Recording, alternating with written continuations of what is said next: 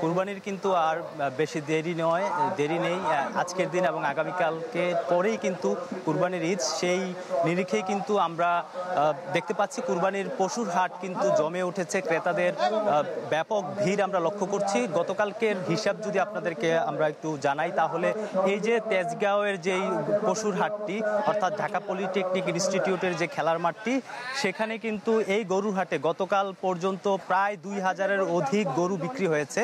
সবচেয়ে বেশি গরু বিক্রি হয়েছে ছোট এবং মাঝারি ধরনের গরু। এবং আমরা যারা হাসিল আদায় করে তাদের সাথে কথা বলে আমরা জানতে পেরেছি যে ক্রেতা এবং বিক্রেতা দুজনেরই কিন্তু কিছুটা সন্তুষ্ট প্রকাশ করেছে। এবং আমরা সকালে এসে কথা বলেছি বিক্রেতাদের সাথে, তারা আমাদেরকে জানিয়েছেন যে এবারে তাদের যে প্রত্যাশা সেই প্রত্যাশা অনুযায়ী কিন্তু তারা গরু বিক্রি করছেন।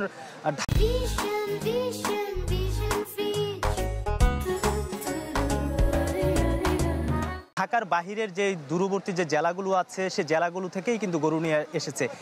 আপনাকে জানিয়ে রাখতে চাই এই হাটে সবচেয়ে বেশি যেটি আকর্ষণীয় বিষয় সেটি হচ্ছে দুইটি সবচেয়ে বড় গরু, একটির নাম হচ্ছে হামজা, যেটি 1200 কেজি ওজনের একটি গরু। সেটি কিন্তু কিছুক্ষণ আগে কিন্তু বিক্রি হয়েছে। বিক্রেতা এটিকে 16 লাখ দাম হাঁকিয়েছেন এবং সেটি কিন্তু বিক্রি হয়ে গেছে।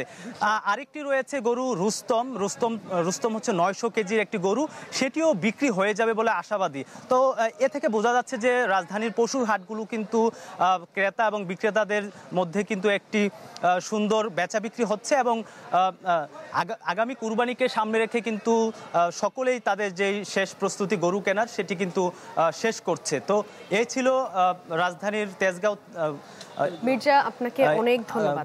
আমাদের সঙ্গে তেজগাঁও থেকে সরাসরি যুক্ত হয়েছিলেন সহকর্মী মির্জা রাকিব।